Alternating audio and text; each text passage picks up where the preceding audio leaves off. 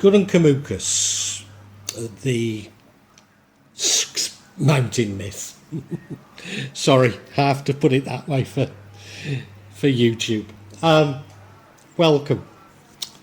I guess it's with a degree of trepidation that I'm making this vlog, because to say it's controversial is an understatement. And also, I don't know what I've got to add to it, to be perfectly honest, but I can't really be doing a channel that's largely about Kejawen and not including Gunung Kemukus, so here we go. What is it? Well, it's a hilltop Kejawen shrine. It's about 28 kilometres northeast of Solo or Surakarta. The shrine itself is dedicated to the legendary, I say legendary, I mean, he did exist in the 16th century, Prince Pangeran Samodro, and what is believed to be his stepmother, Nyai Ontrowulan, with whom he's believed to have eloped. Apparently they were caught mid-coitus by soldiers from Damak and killed, and their graves form this shrine. Now it's believed if you do something even more shameful than they did there, such as having adulterous engagements, then you'll be blessed with good fortune. In other words, money.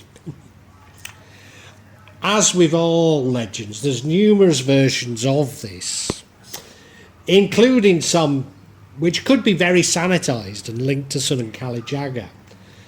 And I actually believe these could be the truth, but they're not at all relevant to my tale, so what's the point of putting in another legend there? Anyway, in November 2014, the governor of the province of Central Java, the then governor, Ganjar Pranowo, reacted to an Australian film that was broadcast on SBS One that portrayed Mount Kumukus, Gunung means mount or mountain hill, as bleep mountain, and this scandalized the local ritual practices, and largely he put a stop to it, although since then it's sort of coming back in a somewhat sanitised version. Now this is part of a new section to the magic of Java called The Real Magic of Java. In this new section, I'm going to focus on real people performing what they believe to be real magic in Java. I'll attempt to explain some of the elements of this Javanese magic, particularly what I describe as the Kejawen elements. However, I need to warn you that inevitably my explanations will be partial. Maybe sometimes some elements of what I say will be incorrect, for which I profusely apologise. But this reflects the oral tradition of magic in Java, the mystery, and at times, I have to admit, subterfuge surrounding the practice of magic in Java. Please accept my apologies, but I do hope you enjoy this new section. Ritual. So what is the ritual? Well, it's a 35, or it happens every 35 days. And I know you say, why on earth would it happen every 35 days?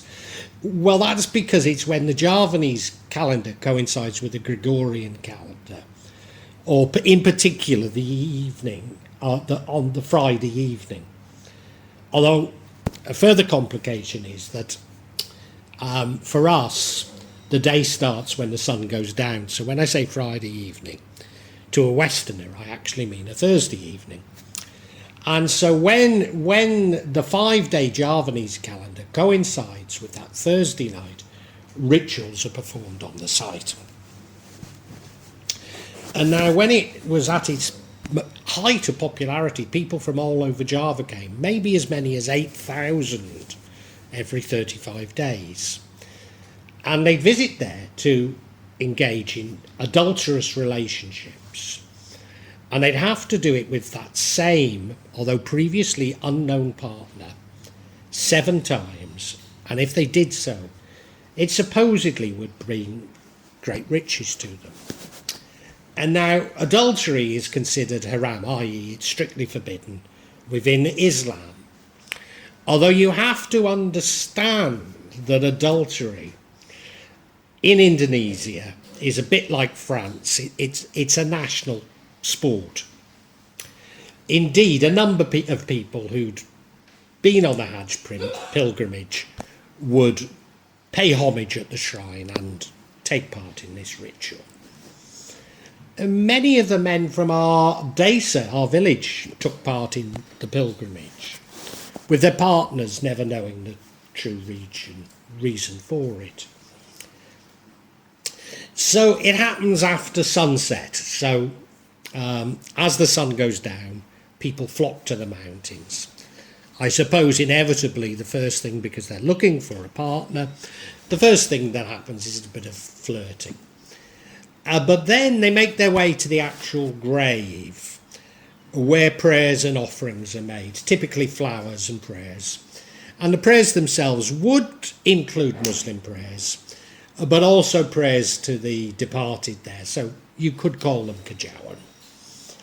And now, since its closure, or virtual closure, it's been redeveloped again, much more as a sort of religious attraction.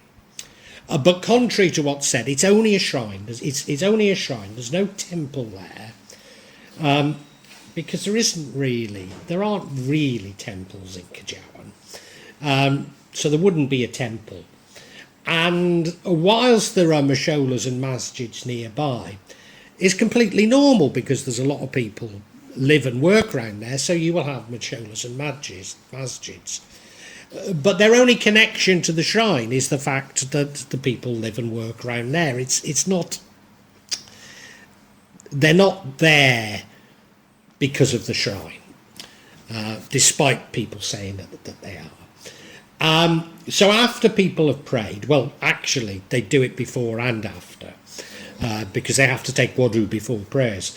But after they've prayed, they wash in what are seen as sacred springs, so they completely bathe themselves before they're hooking up and performing what is seen as the ritual. The commercialization. So I think it's inevitable within Indonesia's liberal economy, or certainly its previous liberal economy. Well, it's still liberal, but a little less so. High numbers of pilgrimage coming to the shrine spawned a large number of businesses catering for the pilgrims' every need, as they do around the shrines of Catholic saints in the West. But I suppose the difference is that a part of the ritual included adultery, so it spawned cheap rooms for rent, and inevitably, as it would in Indonesia with cheap rooms, there'd be karaoke. Nothing that unusual at that. If a large number of people come to somewhere in Indonesia, then they will offer cheap rooms for rent, they will offer cafes, they will offer snacks, and they'll offer karaoke. Although I have to say that karaoke in Indonesia, there's are the two versions. There's probably a lot, but you could perhaps divide it between adult and family karaoke. And the vast majority of karaoke is what's known as adult karaoke. But also inevitably, and I suppose I'm hinting at it, from about 1990, this included small-scale commercial bleep businesses and gadis, And the performance of bleep acts were becoming increasingly public. And that would fall foul of Indonesia's very strict and rather strange pornography laws. In part, the reason why it became commercialised was there were far more men visiting the site than women, so therefore commercial adultery, for want of a better way of putting it. It became famous for this commercial adultery. And now, Indonesia is not unique within Southeast Asia for commercial bleep and adultery being very much a part of its culture. As I say, it's common across Southeast Asia. However, Indonesia is changing. So many of the traditional red light areas were run by Preman gangsters have closed. Now, when I say Preman gangsters, these are probably gangsters from a particular ethnic group.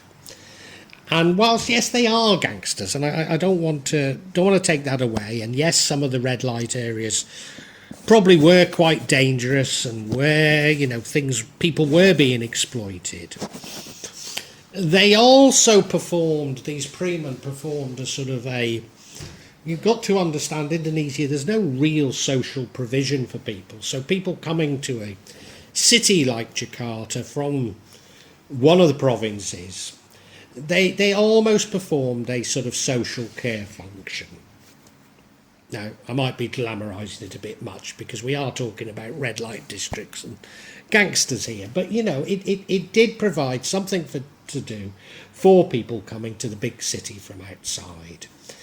And, what's happened now? Well, they've closed them, but does that mean it's gone? No, of course it's not.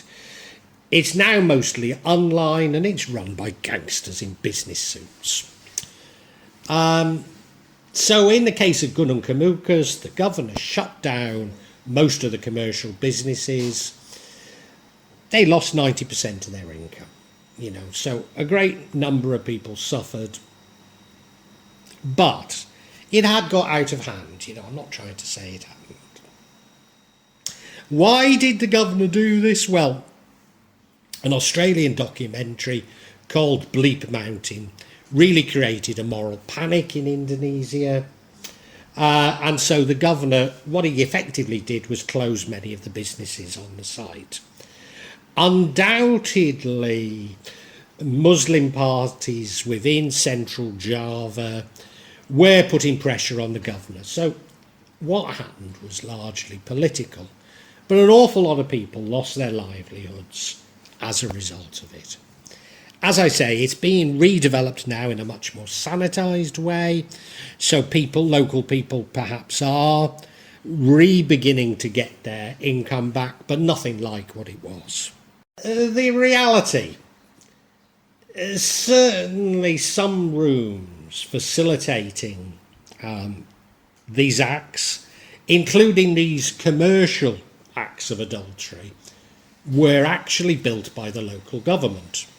In addition, all of the businesses were paying rent to the local government, and the local government charged an entrance fee, as it still does. So this would have been a major contribution to the revenue of the local government. So the governor, the governor of the state governor sits well above that local government, you see. Now, what I can't deny is that certainly since the 19th century, there have been pilgrimages to the site. And what I suspect, and this is total conjecture, that a local dukun developed this legend of adultery having happened there, and from that developed the rituals saying that if you did this, that you would become wealthy. I mean, what I need to tell you is that it's not uncommon. I mean, it's so common that it's almost a modus operandi. But if an attractive young girl visits a dukun, very often the dukun insists on having bleep with them to achieve what they want. So, you know, it's very common, this type of thing. So I strongly suspect that a local duke just developed this concept. And then it just grew, and there was mass commercialization during the 1980s. Now, that it became so popular, that it, you know, became a runaway success, it's absolutely normal in Indonesia. You've got to understand Indonesia is the fourth largest country in the world in terms of population, probably about 280 million now. Java is the most densely populated, I guess, large to medium-sized island in the world. And popularity for things just comes in waves. So if you think of bars, say, in Bali, or even resorts in Bali, and bars in Jakarta, they become hyped, and suddenly the numbers that go are just so immense that an empath like me just wouldn't dream of visiting them again. So, you know, you can have places that you rather like and that you go to, and I go to because they're reasonably quiet, and then suddenly they're overwhelmed with people. And that's just what happened here. And now, this is pure conjecture, but one has to suspect that a local business person connected to the local government was responsible for spreading this myth. I mean, when you look at, as I look at businesses, resorts, whatever, that bars that suddenly become incredibly popular, I can always see where the hype's taken place, and this is no exception.